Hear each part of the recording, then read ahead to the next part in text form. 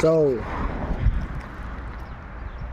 mga 7 kilometer na lang sa Bracciano na ako. So, let's get it on!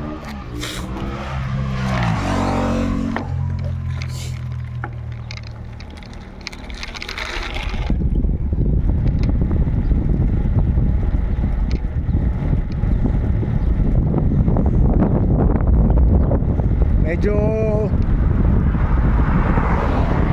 mahangin, salubong ang hangin kaya medyo mabigat. Nandito na ako sa Osteria Nova, Tagliatella. Sa kasalukuyan tumatakbo ko ng 20. Wala, hanggang doon lang ang kaya. 20.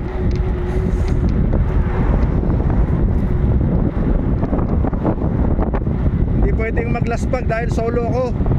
Walang hahatak sa akin. Yung kasama kong dalawa, baalis, nakaka 10 minuto pa lang pababa sa bahay sa Salaria, na-aksidente na yung isa, si Pare Ronnie. Kabutihan palad, buti kasama ang aming mahal na Pastor Rodel at hindi siya iniwan doon.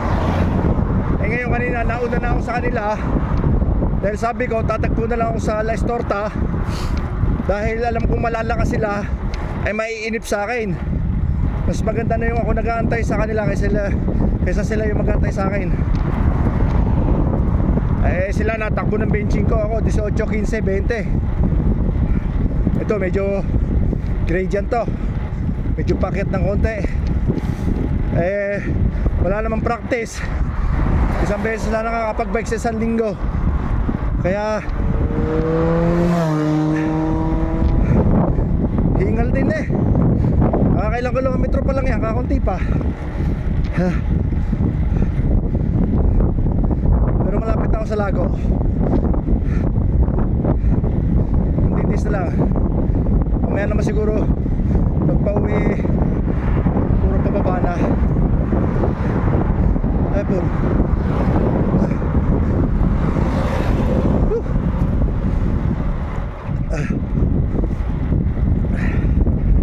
Pagod.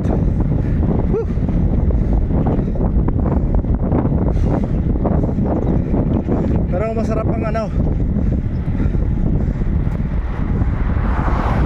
masarap ang panahon. Di pa masyadong kainitan. Kasi pagdating ng July, August, nako mahirap na magbike. Masarapan talaga magbike April, May, June. Yung 3 buwan na yan. Tapos ang ulit ay September na. July, August marami diyang na-heat stroke dahil kainitan. Ang sunod Terminilo naman ang aking akitin.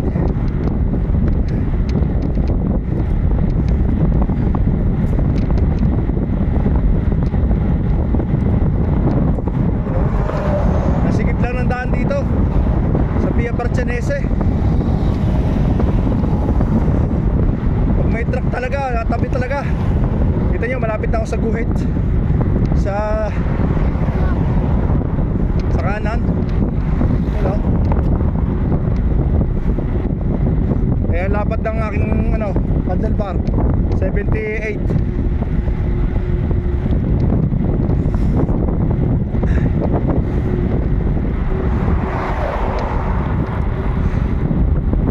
Naka giant tailong nga pala ako. Hill stance John 46. On the way, the truth and the life. No one ever come to the Father through me. Yan po ang sinabi ng ating Panginoong Jesucristo. Kaya Jesus is the only way. Wala nang iba. Kaya ang Panginoong Jesucristo lang ating susundin.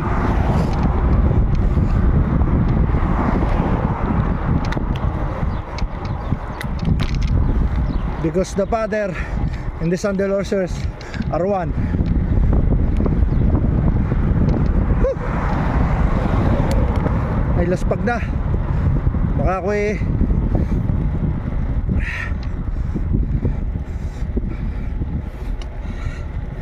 magano na, Bracciano po Anguillara, tapos babalik na. Whew.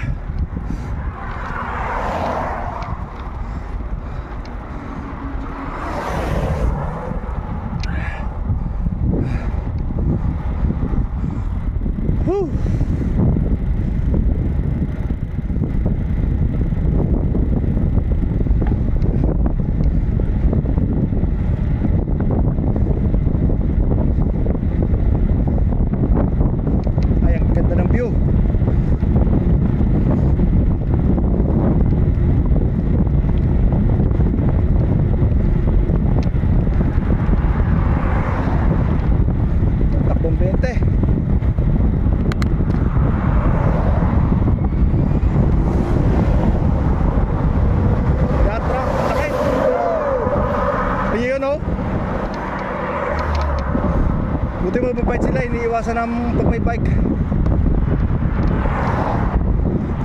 Nasa gilid ako ng talahib eh.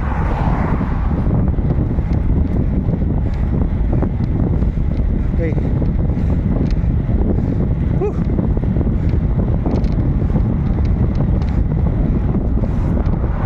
Every 5 kilometer tumitigil ako para mag-refuel. Pasok na. Siguro. Kaspag eh. Walang power.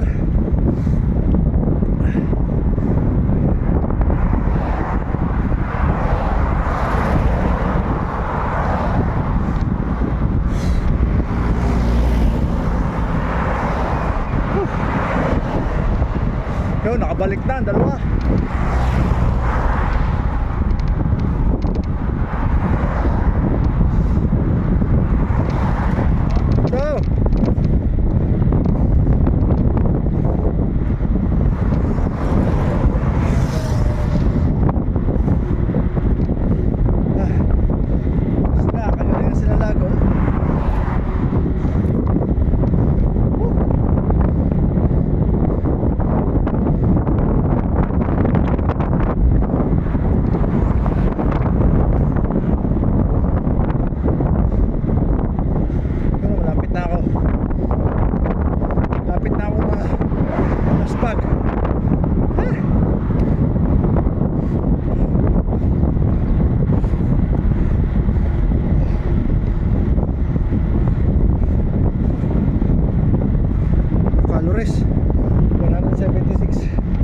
Calories na mawala.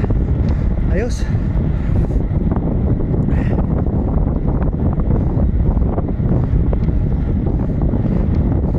Gamitin ko na sa surge yung Olympia, yung magaan. Habang mabigat to.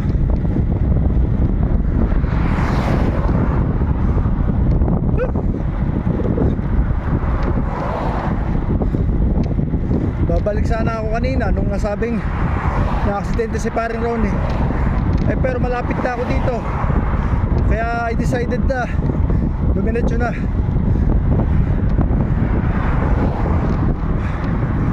Bibilisan ko na lang. Pag-akyat ng Castelo, bababa ako ng Anguillara. And boy, uwi na.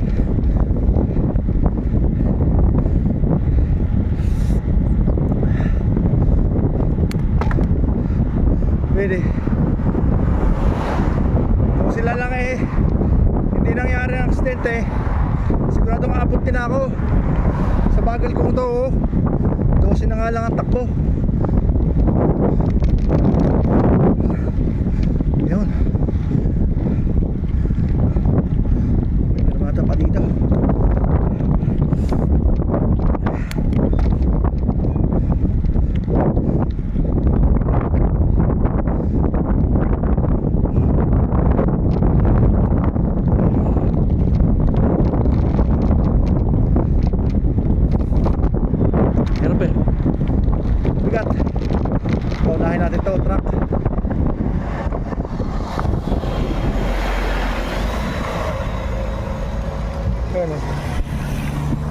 pasok yun.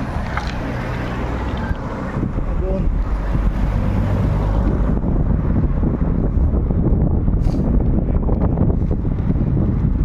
Woo!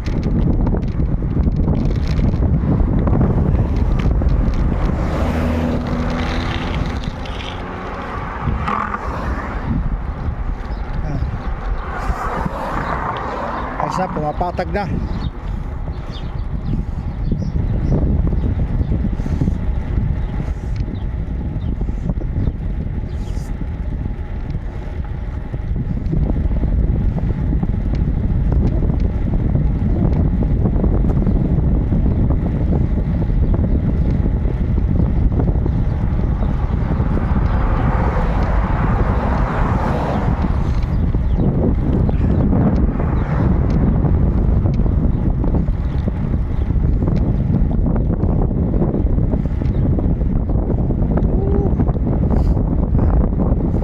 Masarap eh. Magabal. Pawisan ka, ma-presko ang simoy ng hangin.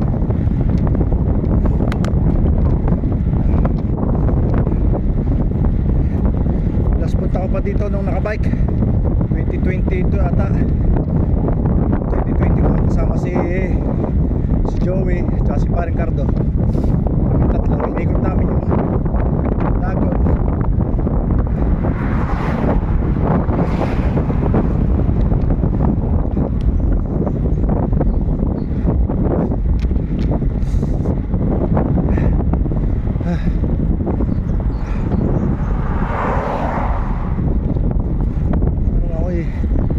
Nahapo din sa nababang ubo ang sandali. Tatasan ko lang ng konti.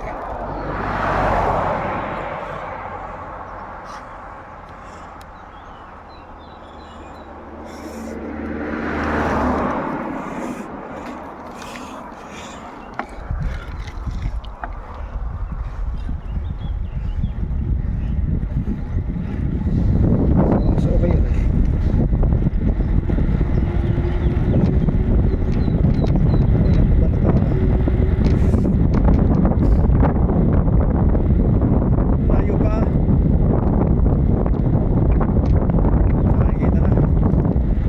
Chan.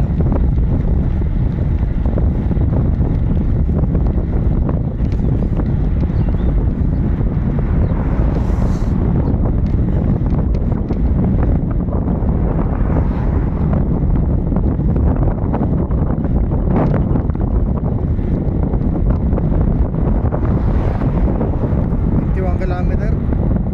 Bale, ano ba? 10 kilometer.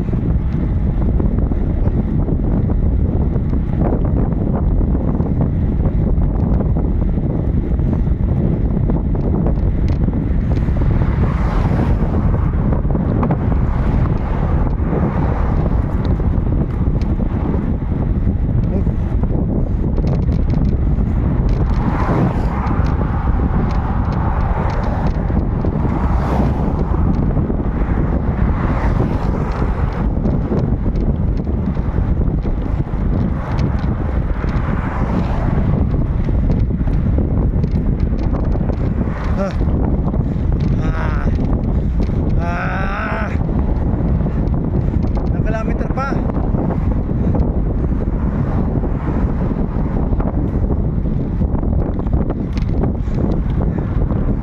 Ayaw mo pala.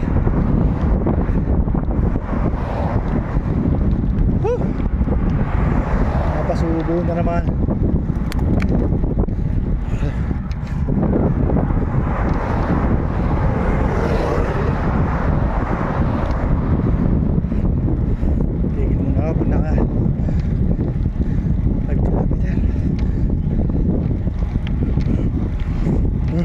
Alis.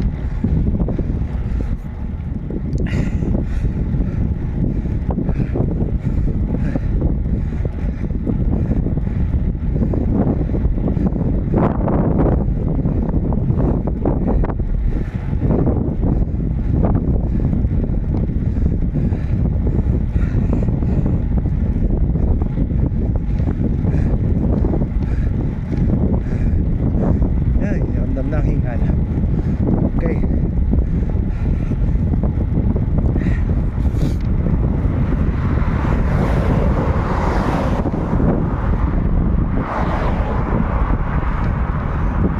diretso. Mas better sa susunod. Santa Oreste naman. Mag-aalis sa Sabado. Mag-aalis. Madaling araw pa lang, alis na ako. Ating gabi, alas 12. Night ride.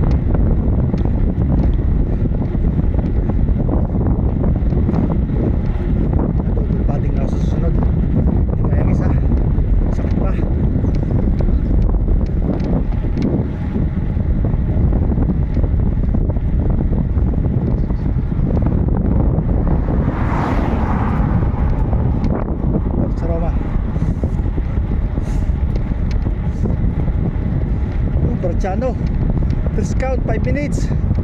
Lapit na. 5 minutes sa kotse. Mga 5 kilometer pa yun.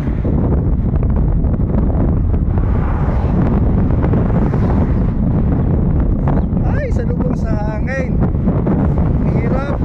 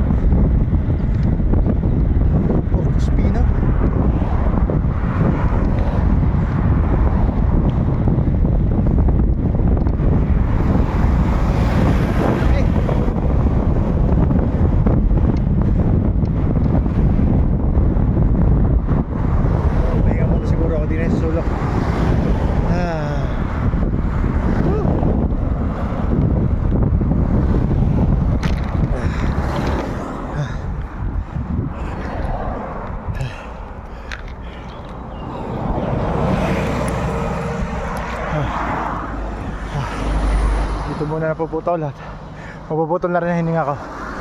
Malapit na ako, malapit na. Mamaya na lang ulit ako magbibideo sa second.